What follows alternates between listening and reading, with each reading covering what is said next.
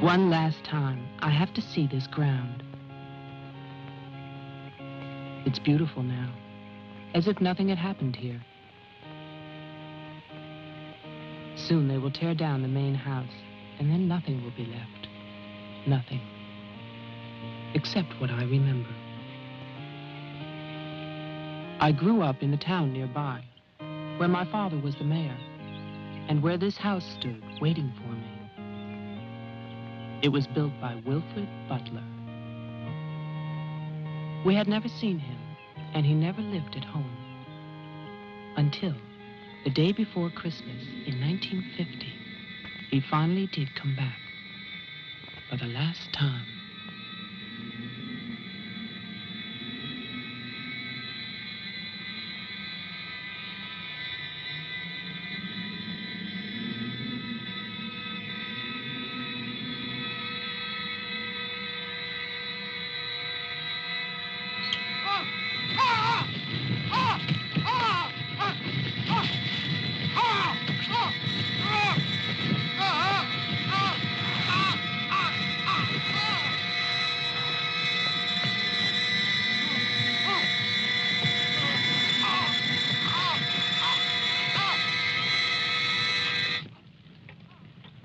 All of us believed that his death was an accident. No one knew that another person had come to Butler House that Christmas.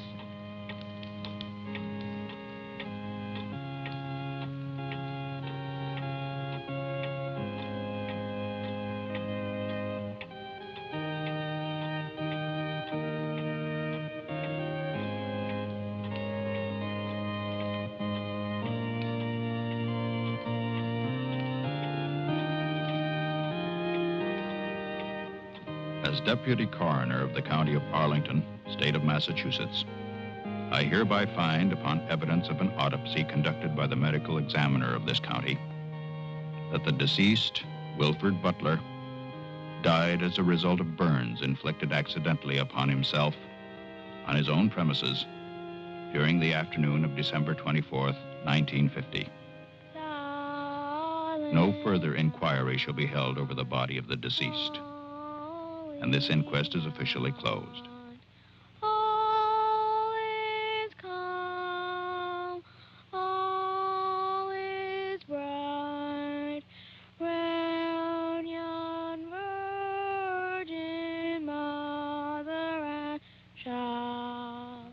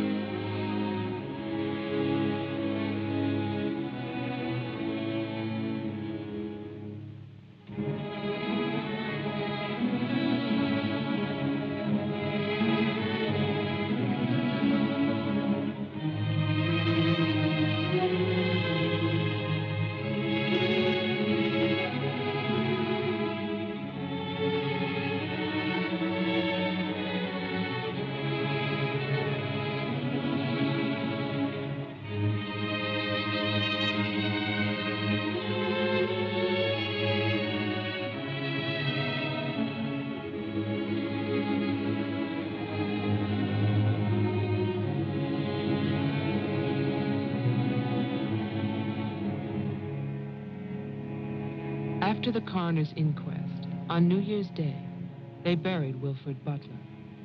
There was no one there to mourn him. It was the funeral of a stranger.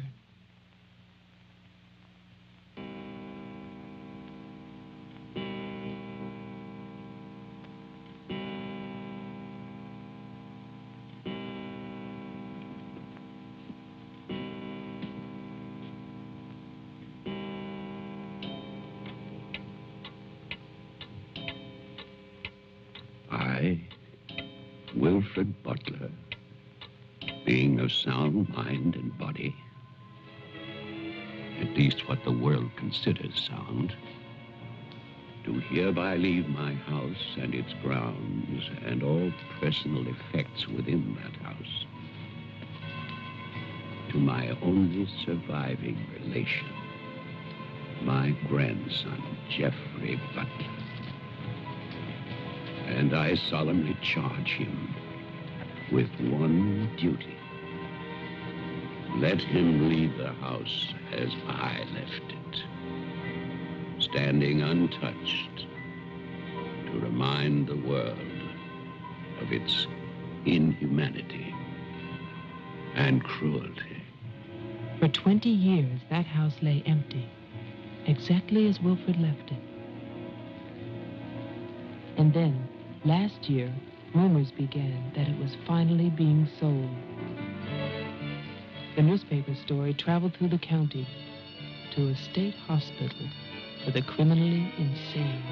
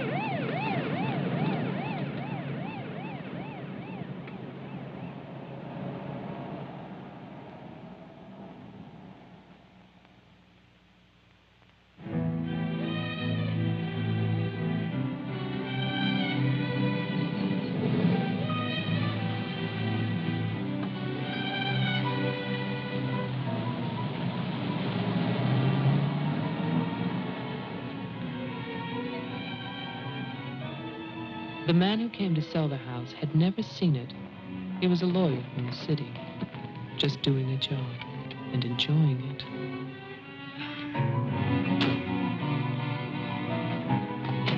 Stop! And look serious, please. Oh, you're hopeless. Oh, look! Hey, wait, where you going now? The mayor's gonna have a fit, kid. One more shot. Come on. Stay there. I want one together. And smile.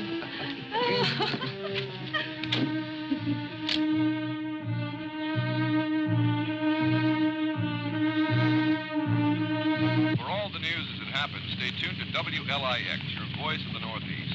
This is Roger Fowler with local stories. First, today's headlines. A warehouse fire still rages in Elizabeth. Police suspect arson. That escaped inmate at Margaretville State Hospital still at large, still hunted by state police. And over in Roxbury, the city passes a controversial housing code.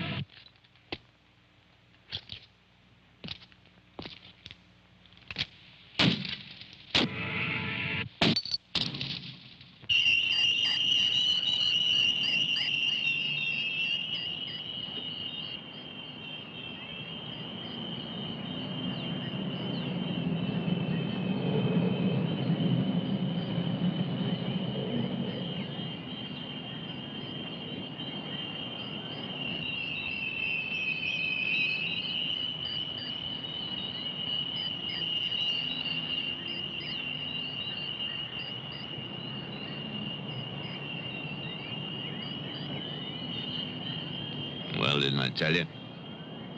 It's beautiful. Can we see the rest of it? Honey, that was it. I think the mayor's waiting for me. My love is such an important man. Right. Laura always says that. Darling, What? Don't be long. Honey, if you get bored, just look at the view. Sooner or later, that viaduct's gonna take us back home.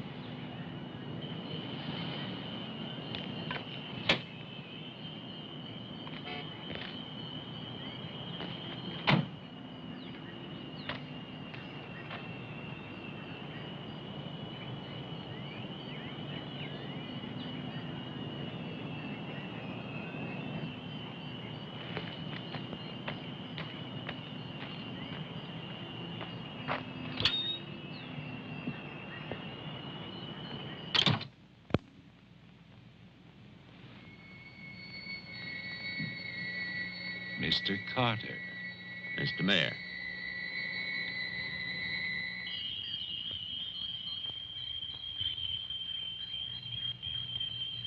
Let me introduce you.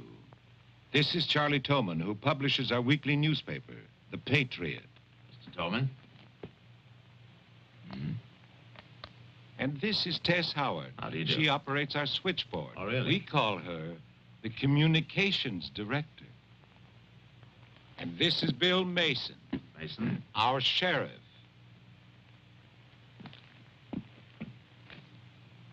Won't you sit there, Mr. Carter, at the head of the table? Thank you. I didn't expect to meet you all together. It's quite a reception.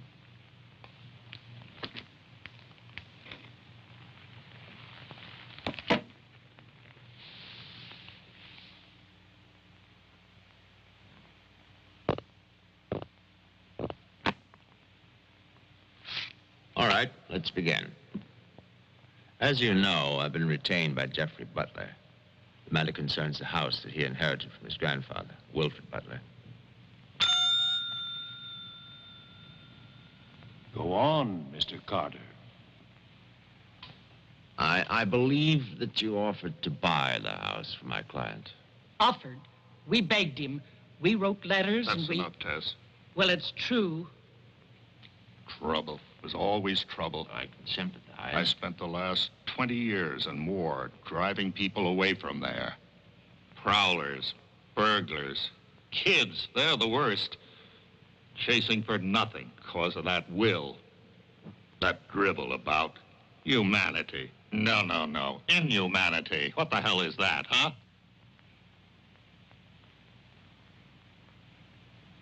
Yes, well, he was a bitter man. Hate. It must have been very hard. It must have been hate.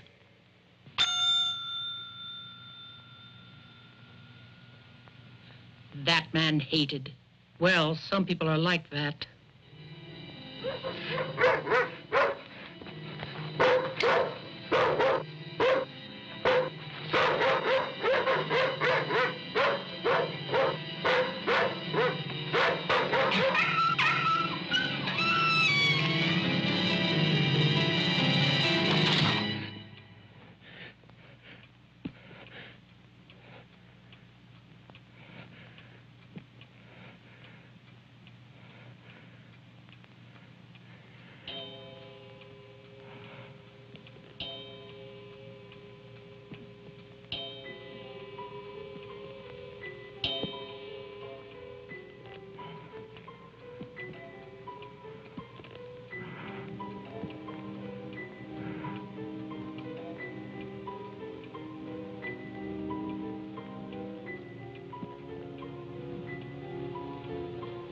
The question is, well, do you still want the house? Are you offering it to us, Mr. Carter? Exactly. Why now? Well, that's Mr. Butler's business, isn't it? You know we're not rich. Most of us came here during the Depression. But we love this town. It's our home. And naturally, you want to improve it. Exactly. My client understands that, and he fully sympathizes, and he's willing to sacrifice the house for $50,000 in cash by noon tomorrow.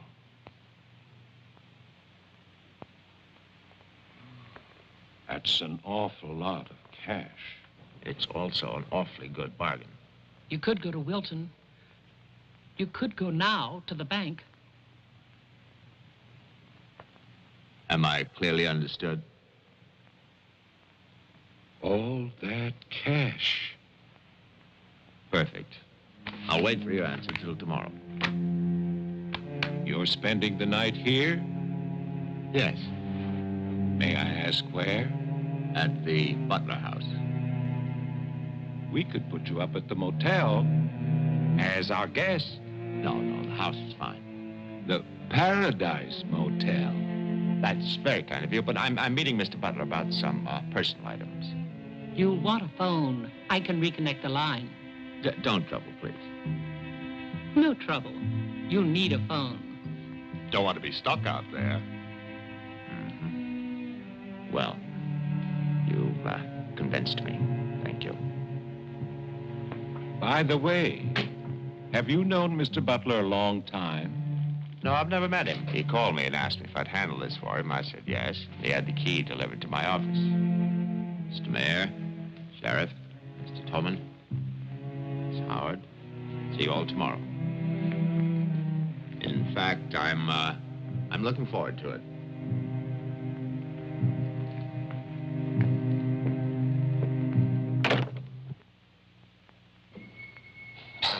Slick, really slick. He's a big lawyer, Bill. You've got to expect that. Don't tell me about lawyers. Oh, you see the way he looked at us? You see his clothes? He's doing his job. Just don't tell me about lawyers. You know what I'd like to see? Two of them like that when talking to each other. Neither one of them would know what to believe. I love you, too. Honey, when I get home, I'm going to have a nice surprise for you.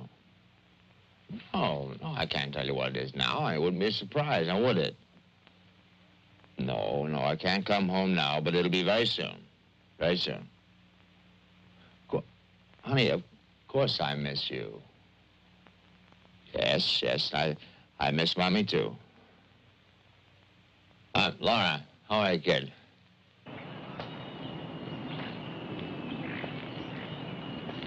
So I'll call tomorrow. No, I want to call. I want to talk to Jenny. Yeah, well, as a matter of fact, I'm having a fine time. Well, same to you, darling. What do you mean, hostile?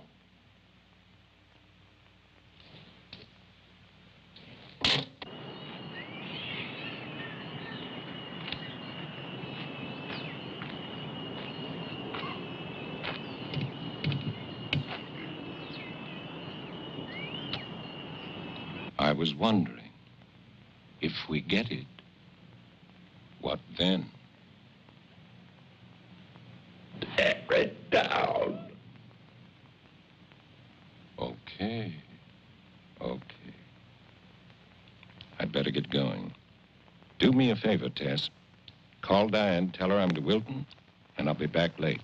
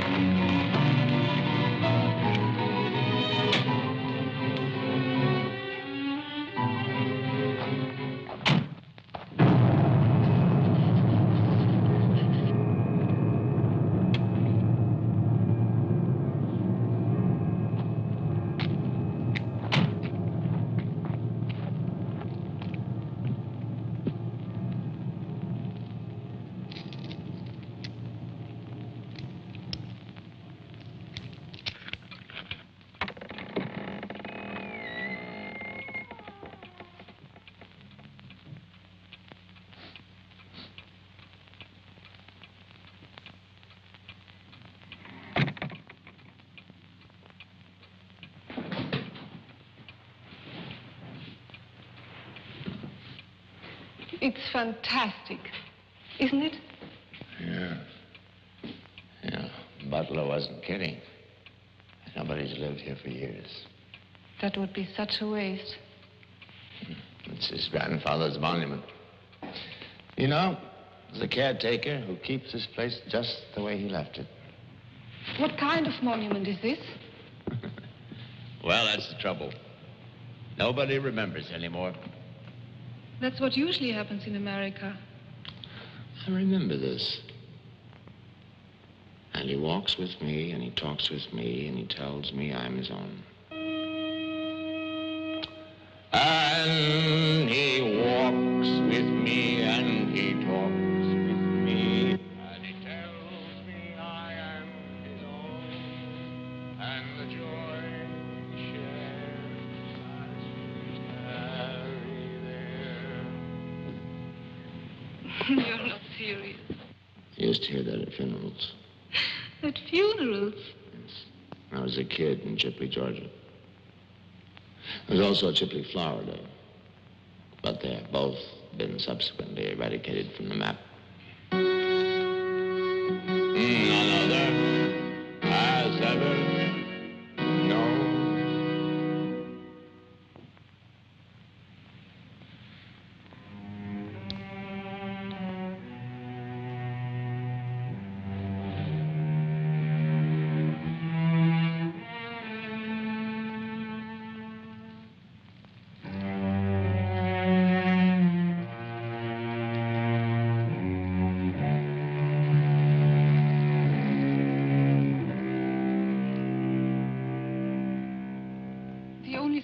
Was a delicatessen, so I brought you pastrami, salami, potato salad, macaroni, everything you like.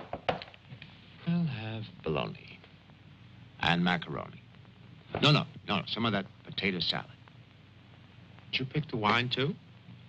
The delicatessen man took a personal interest in its selection. Oh, well, we got lucky again. That's early 1970. That's hard to come by. Can I have some, too? Of course you may.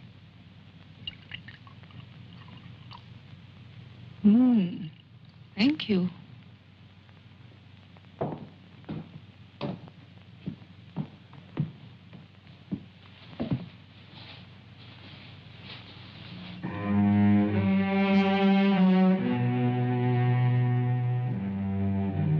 It must have been wonderful.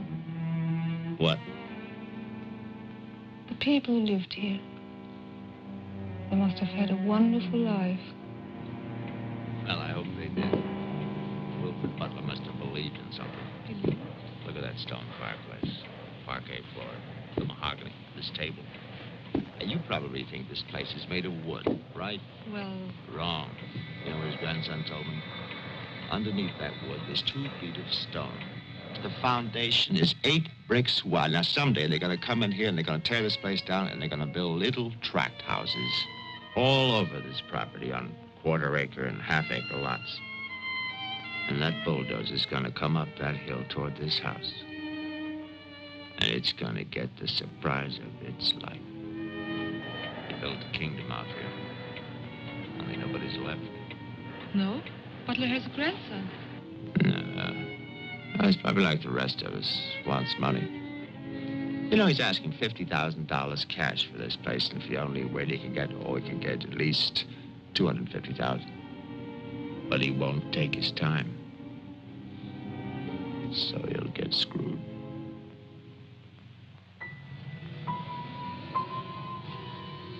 Do you want to go upstairs now? Soon.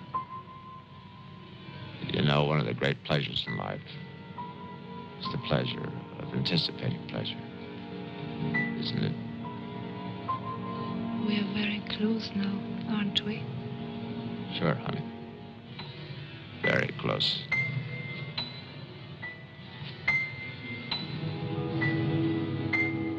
I don't see any beds yet. Well, keep looking, honey. Butler said the place was furnished.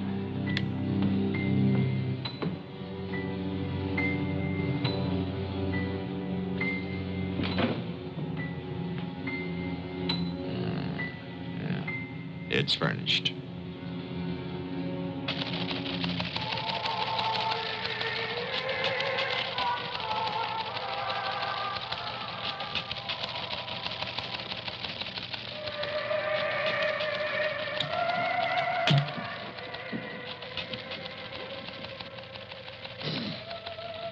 Anything doing? No, sir. But look at this.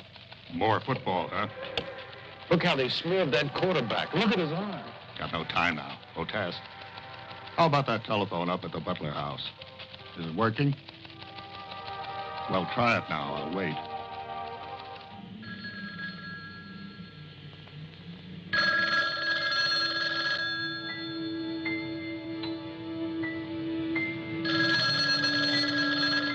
Hello? Oh, yes, Miss Howard. Yeah, the phone's working fine. Very nice of you to call. Thank you. Good night. Honey, I'm going down to the car to get some cigarettes. Be back in a minute. Okay. Don't get lonely. No, no.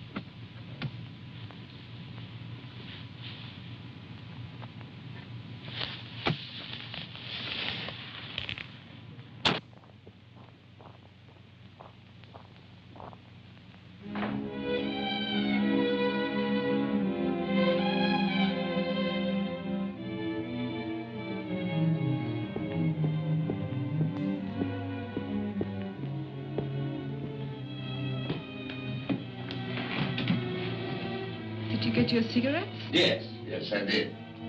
May I have one? Sure. Oh, it's the most amazing things. These cigarettes come in these very small packages these days. Oh, that's for me? Mm-hmm. Can I open it? Oh, no. Our Christmas is day after tomorrow. Is that an order? Yes, ma'am, that's an order.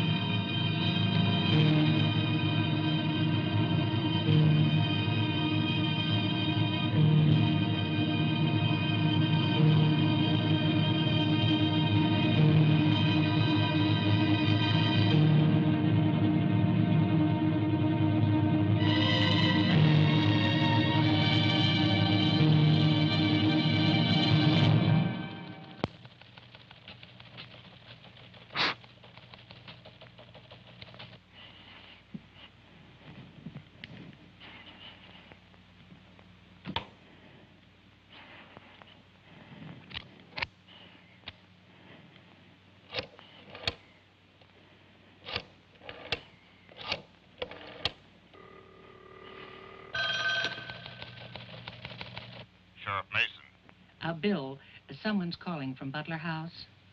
Okay, put him on. Go ahead now. Mr. Carter? I'm not Carter. Who is this? The Honor. Butler. I'm worried, Sheriff. Carter's not here. Speak up, I can't hear you. I can't. I'm sick. Can you come here?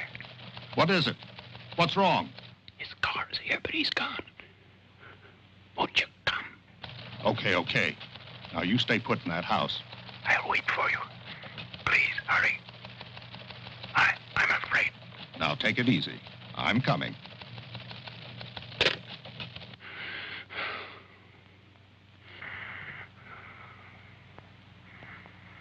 Mr. Butler, are you done? Tess, I have come back. What's that? Tess, I want to see you again. Hello? Who is this? You know me, Tess. It's Mary Ann. Tell the mayor. Tell them all. I'm waiting in my father's house. Tess, it's so lonesome here. Don't be long. Hello? Hello? Hello?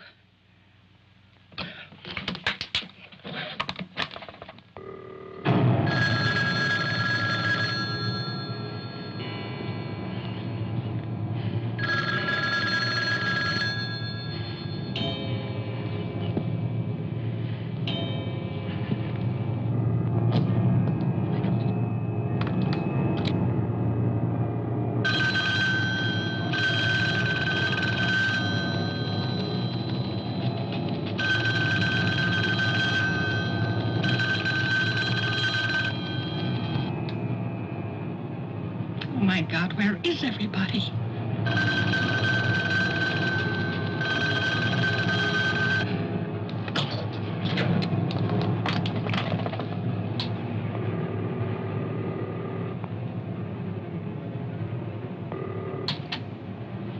Hello? Oh, Maggie, thank goodness. What is it, Tess? Something's come up. Something urgent. Can you start early? Oh, honey, I'm watching TV.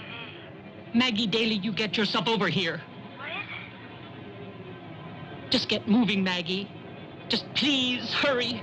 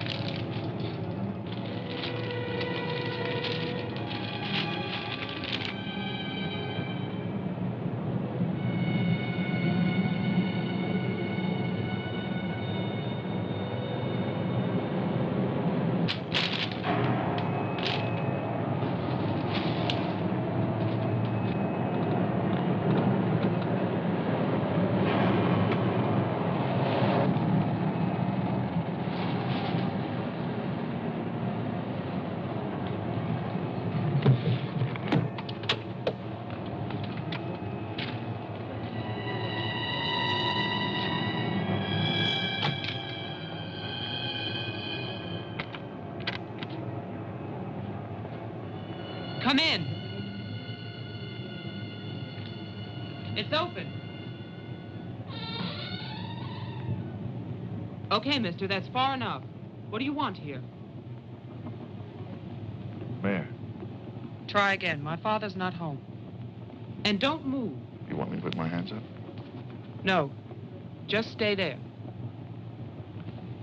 What are you staring at? I seem to remember you from the road. That's why I'm holding a gun. You scare me. Well, that makes sense. Thanks. Does everybody carry one here? You can ask the sheriff when he gets here. I'll call him. I'm sorry to disappoint you, but the sheriff's office is empty. How do you know? I was just there. Who are you? Jeffrey Butler. Oh, you're the one who's selling the house. Yes. Have you any ID? Come on. Don't laugh at me. I want your ID. Some maniac escaped from Margaretville.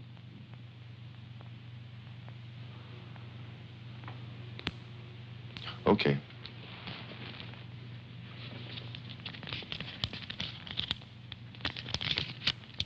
Put it on the table.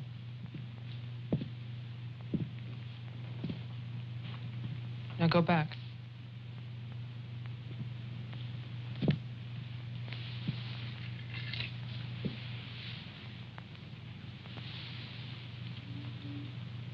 California license. Lucky you.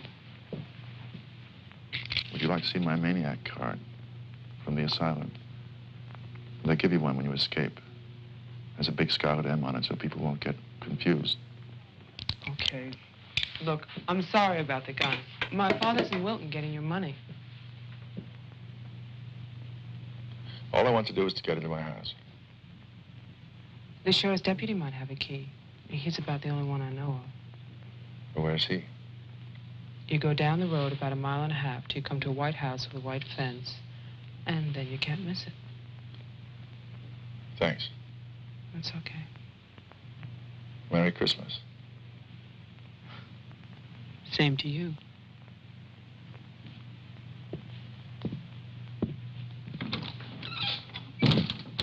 If I don't call back in an hour...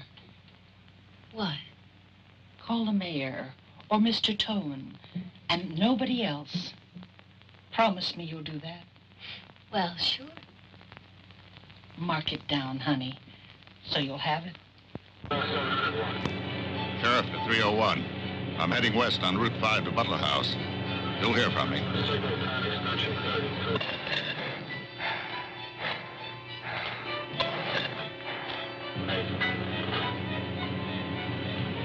What the hell? That light out there.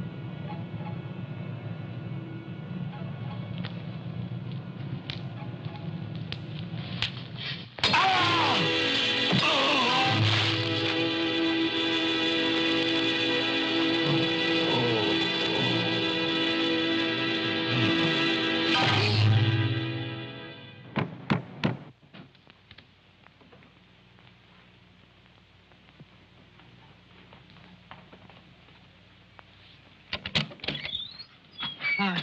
Hi. Did you find the deputy? No, I wasn't there. Oh. I was thinking, isn't your lawyer supposed to be at the house? The door was locked. His car was there, so I borrowed it. You mean you stole a car? Yeah. Keeping it warm. What if he needs it? Let him find me. Who's coming to dinner?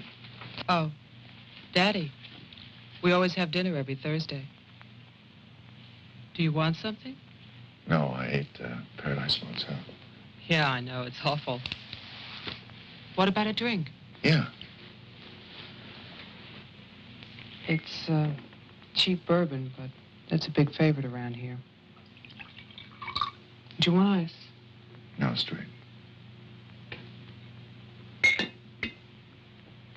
You look tired. I am tired. Well, here's to a fast dollar. Cheers.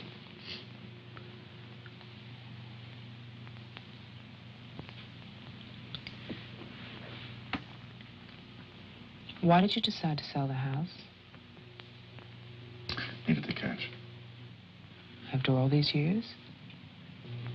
I need it now. Huh. What's it like on the inside? You know, I've never seen the inside.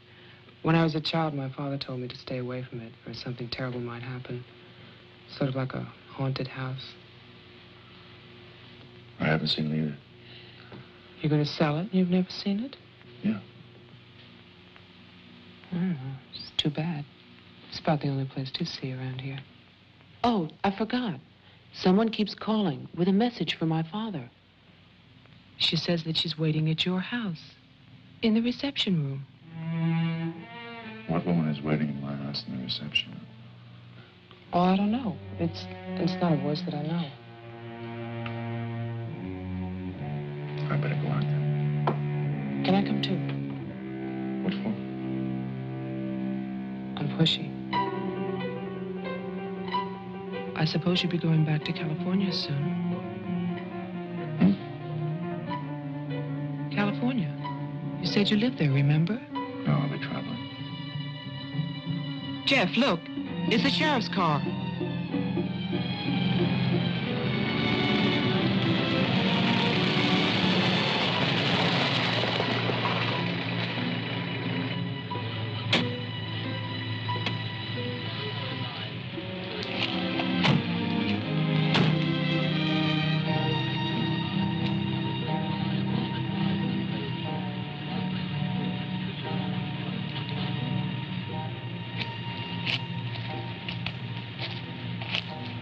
There's a light. Look at that tombstone. Pretty cheerful. Who bears the cross shall wear the crown. Wilfred Butler. My grandfather. Oh.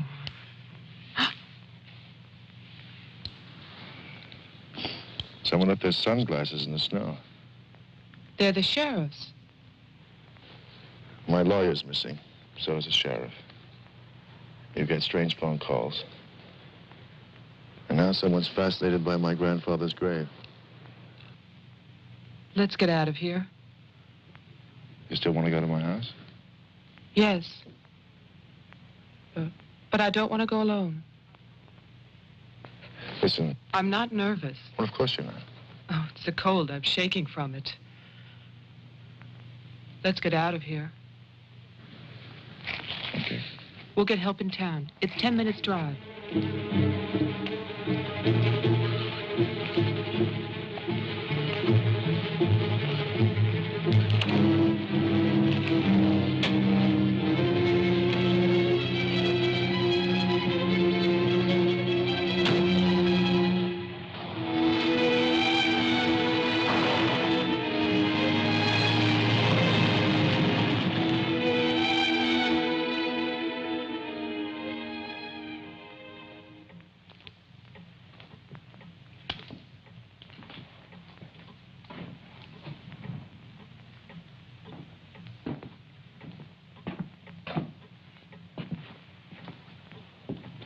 Good night, Mr. Toman. Have a nice holiday.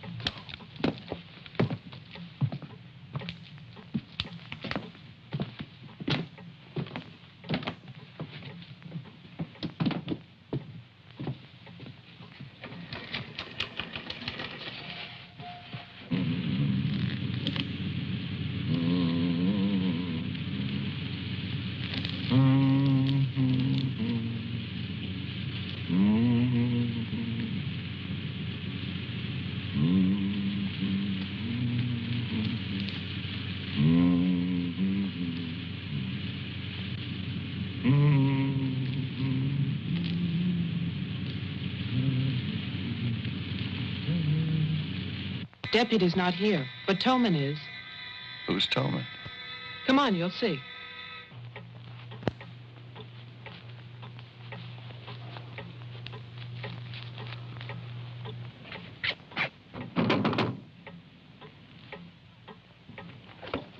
Mr. Toman, wait. No, please, I have to talk to you. I'm sorry. This is Jeffrey Butler. He's the one who's selling the house. He can't get inside the place. And my father's gone to Wilton. So we wondered...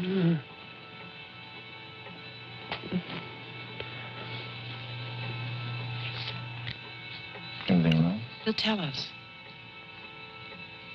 Tess has gone to his house. Why would she go there? I don't know. Anyway, she won't get in. You say it's locked. He says she hates the place. Would you like to drive there? Diana could stay here, lock herself in. I need a key.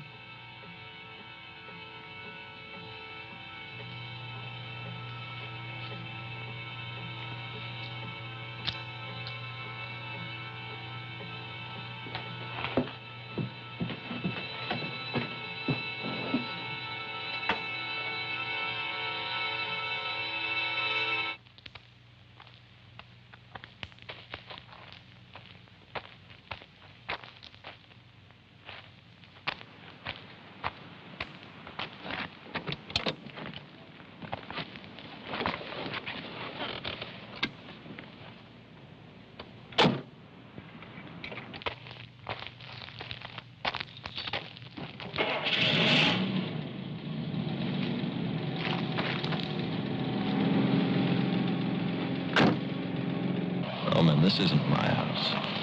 It's Tess's.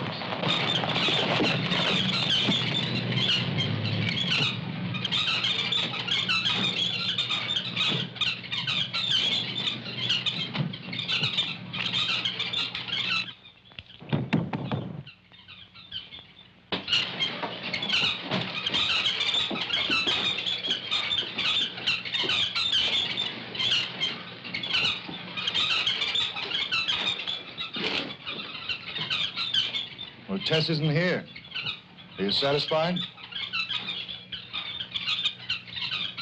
She must have gone to my place. Well, why wouldn't she go there? She hates it. Maybe she went to see the woman who's there. Someone called the mayor's house before. Said she'd be waiting.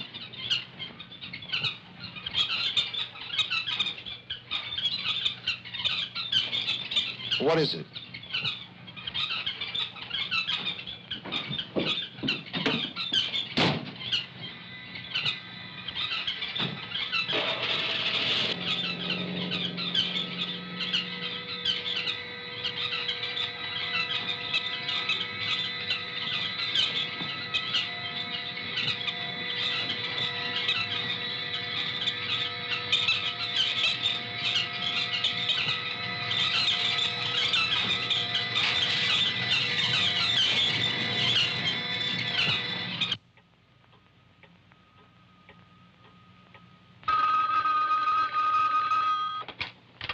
Hello, Jeff?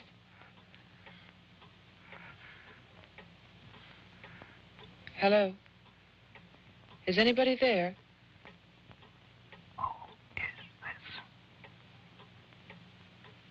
I'm Diane Adams. I spoke to you before. Bring your father to the house. This is Marianne. Tell him I have the diary. I'm waiting. Who are you? He'll know. Christmas Eve, 1935. Hello? Hello?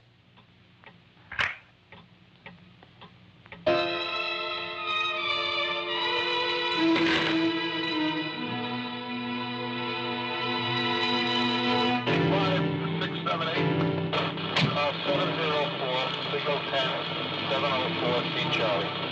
704, signal 10, 704 C Charlie.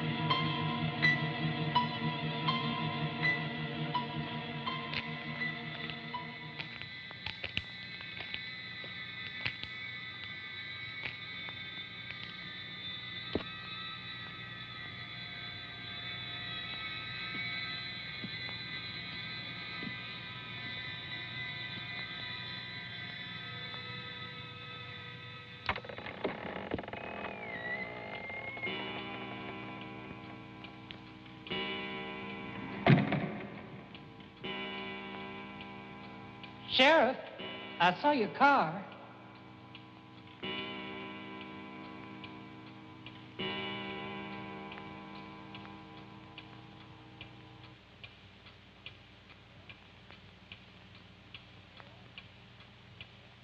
Bill? Is that you?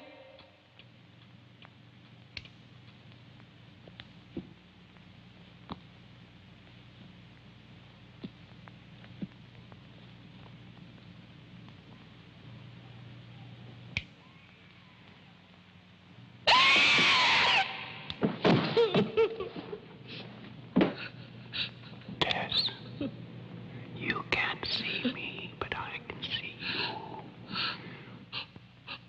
you. Oh, yes, I remember that face. You're older now. And fat. But still, Tess. And you're frightened, aren't you? Don't be afraid. I want to help you. Take my hand. Take it, Tess.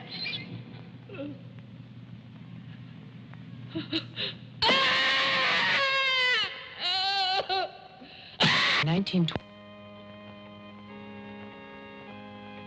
The person on the telephone said 1935, Christmas Eve. But that's not the beginning. In 1927, Butler House was restored by Wilfred Butler. After that, I find social notes, parties, nothing special. Then, in 1930, Butler's wife, Catherine, dies of tuberculosis. In August 1933, it starts. Wilfred Butler's daughter is cruelly attacked and raped. Her name is Mary Ann, the same name as the caller who left those messages tonight. She's 15 then. On May 2nd, 1934, Mary Ann Butler gives birth to a son, Jeffrey Butler. Jeff. Early in 1935, Butler House is turned over to a Dr. Robinson as an asylum for mental patients. And then Butler goes on to say that he has committed his own daughter. Mary Ann will live at the asylum. There's no end to this story. It's been carefully cut out of all the papers. Why would Toman do that?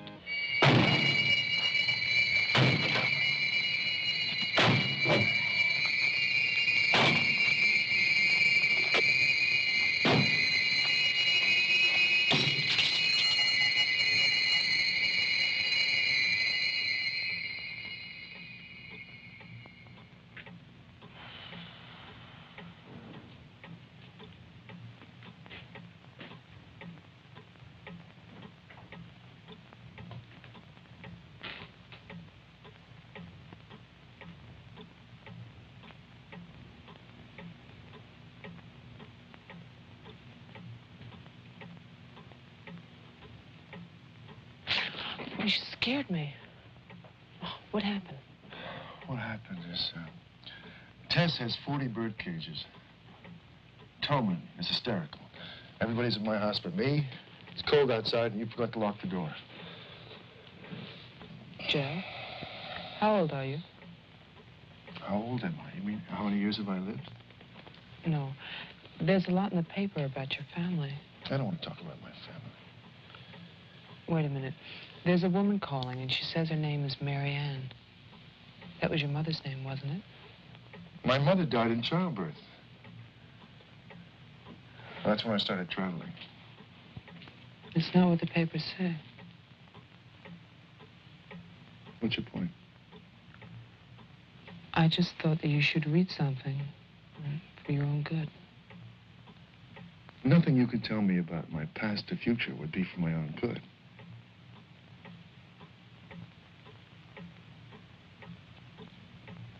Where is the paper? It's on the table.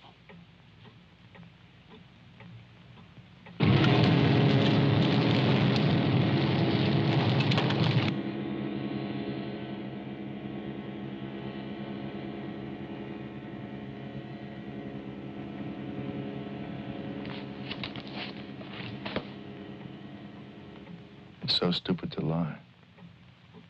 I missed the whole event. Jeff, maybe your mother's still alive.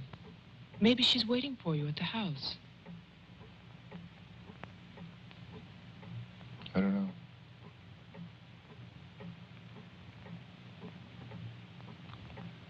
Come on. No more side trips. Let's go out there.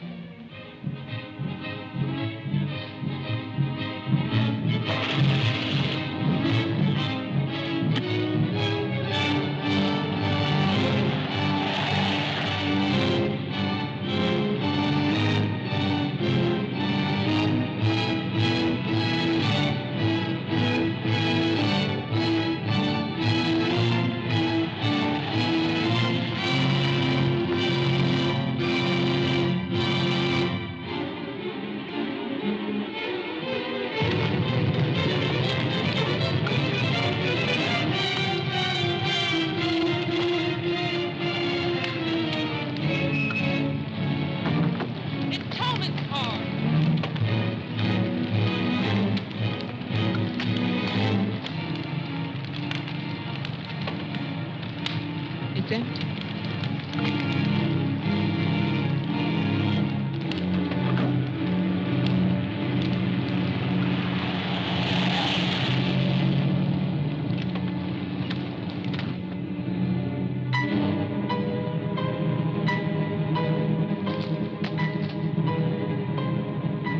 Jeff, look!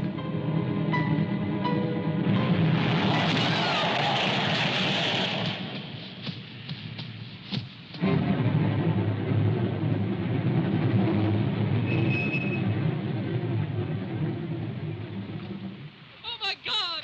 Stay back! It's Toman! Stay back!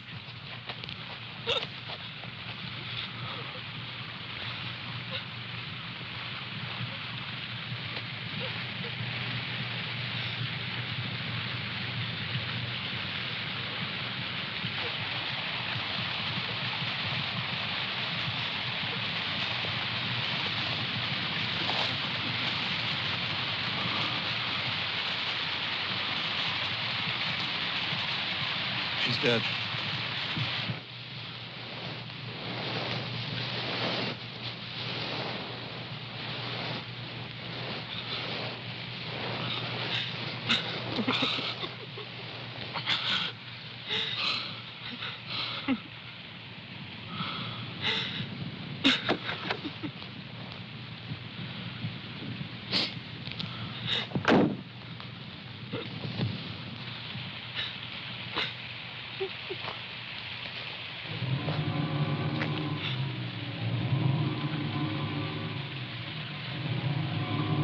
His hands.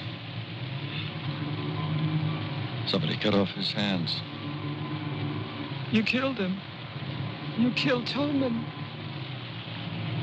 He's asking for help. You killed him. Get in the car.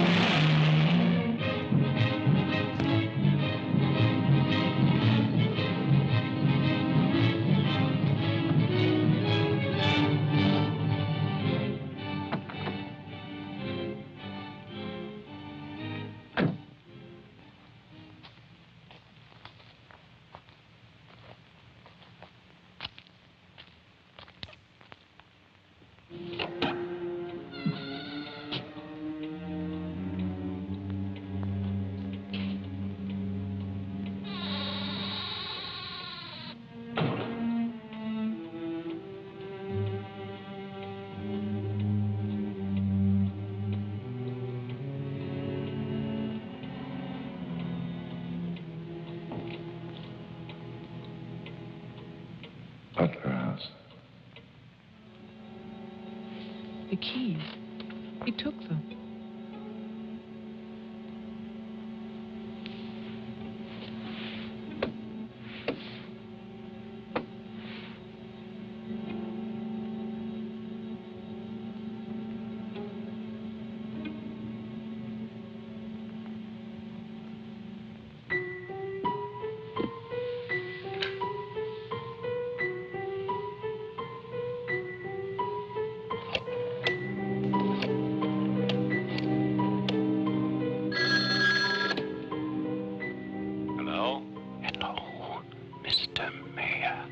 Yes, what?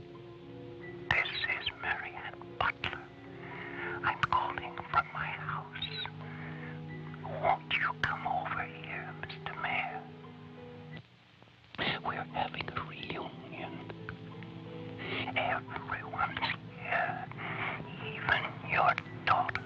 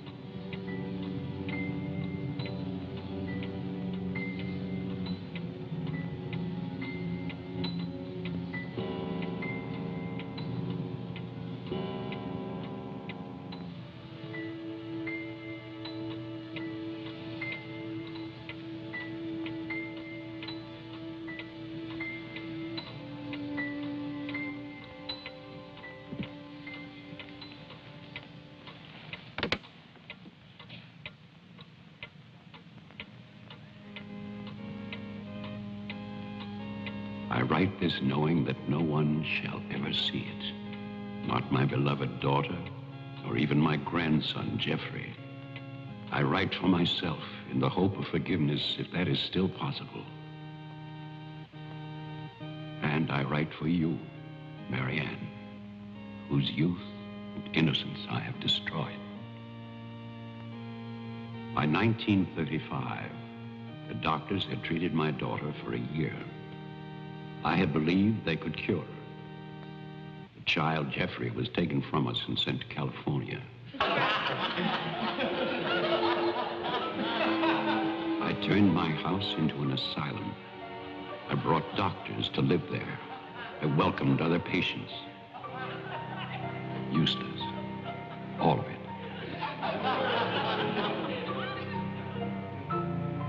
I remembered what she had been. There was never a lovelier, happier child.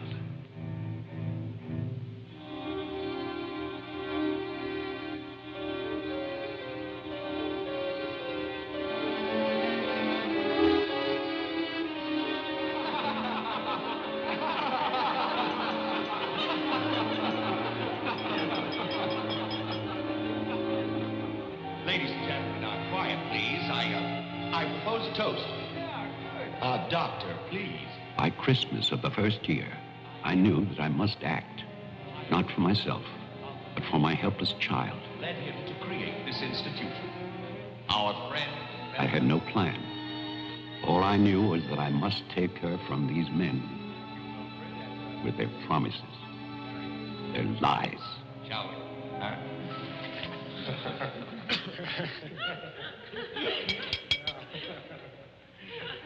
For he's a jolly good fellow, for he's a jolly good fellow, for he's a jolly good fellow, which nobody can deny, which nobody can deny, which nobody can deny, for he's a jolly good fellow, which nobody can deny. I knew that they would gorge themselves into a stupor that afternoon. It was their celebration. I expected no less. Since they had come into my house, they had acted as if they owned it. They had behaved like poor relations, half guilty, but finally unable to control their appetites.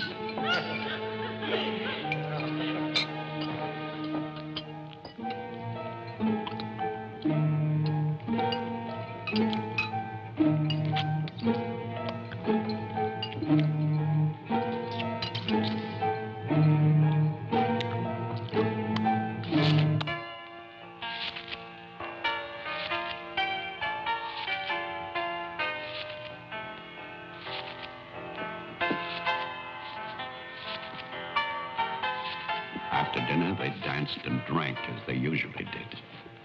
All the time, Robinson would smile and reassure me. They expected me to believe, because I had no choice. Wilfred, trust me. He really believed Marianne would be well. He saw a light. There is a light at the end of a long tunnel. Believe me.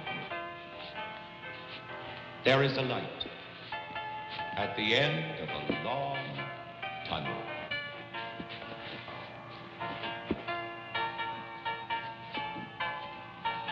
Stay here, Doctor. I'll get more champagne. He was ready. I knew it. Drunk and fat and full of his own importance. I left then.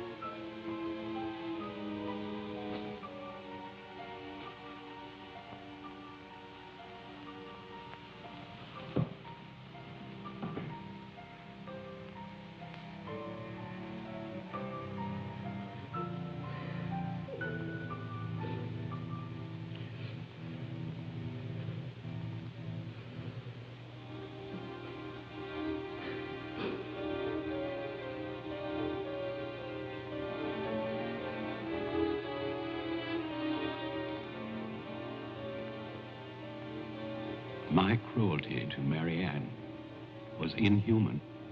I know that. I had loved her. I had fathered our child, Jeffrey. I had brought her to this. But I swear that on that afternoon, all I wanted was to save my child.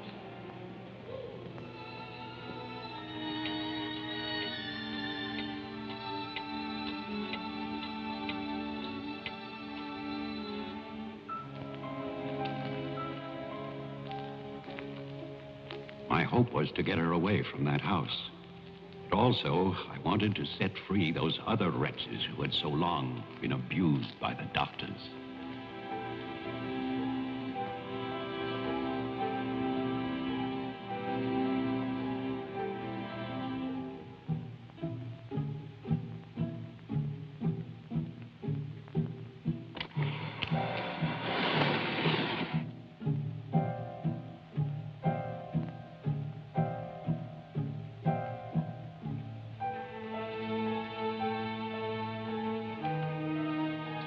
I knew what they might do if these inmates were freed.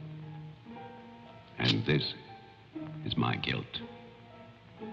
I knew, and still I freed them.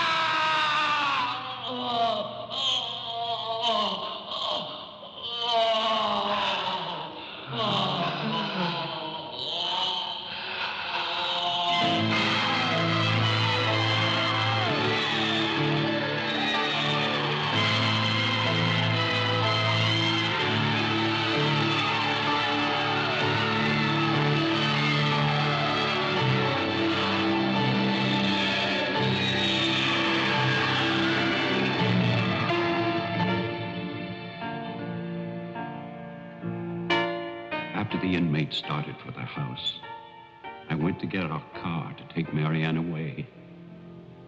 I do not know exactly when she slipped away from me. I assume that when they saw her in the dining room, the inmates believed her to be part of that household which they hated. And so, they killed her. Later, there was a celebration. And then most of the inmates fled. I don't know where. But I shall never forget what they did to my child. Since that Christmas, I have lived in prisons and asylums. Lived anonymously, as an animal. I have wandered in bitterness until all seasons have become as one. And that is a season of vengeance.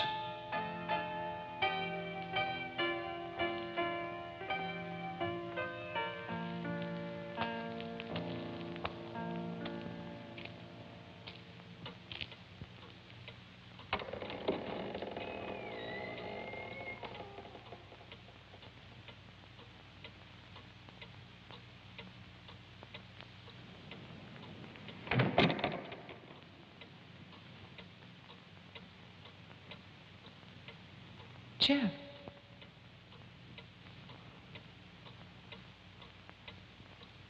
Jeff. Wilfred Butler is still alive. This is still his house. Your grandfather died in 1950. He was burned to death in this house. My grandfather poured gasoline over a squatter he found here. The town wanted to believe he was dead. They still do.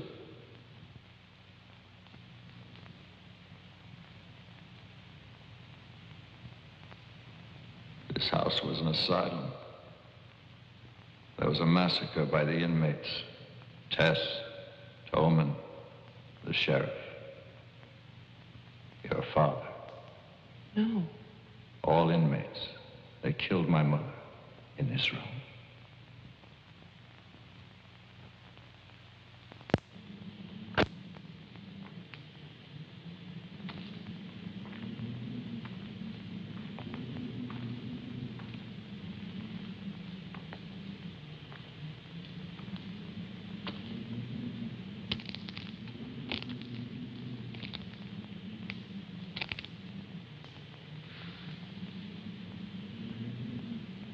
Who's that? Who's there?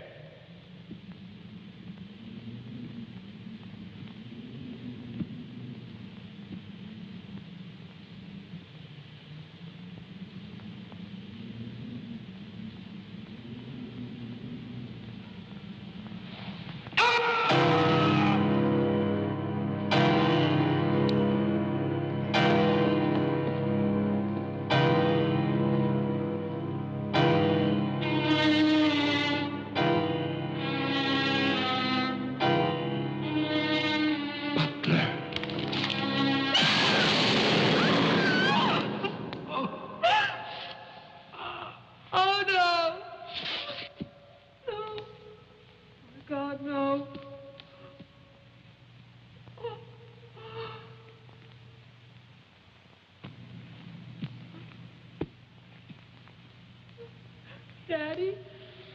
Daddy?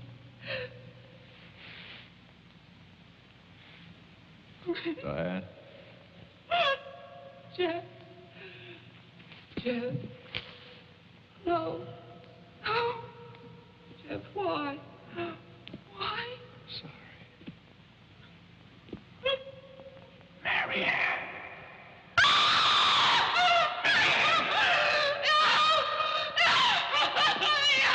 Don't run away. Don't. I'm your father. Don't be afraid. I won't hurt you. Please. It's all right.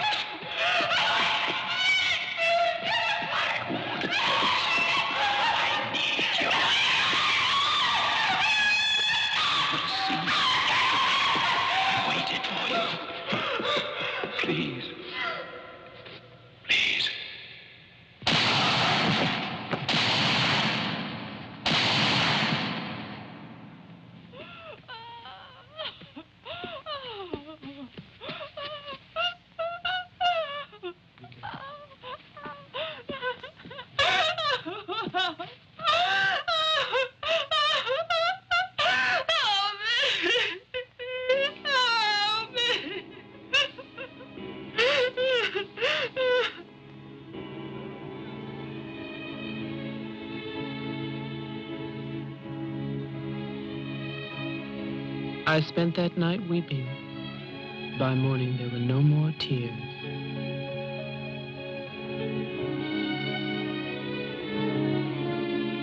I know that my father and Jeffrey both thought they were shooting at killers, but they were simply the last victims in that house of victims.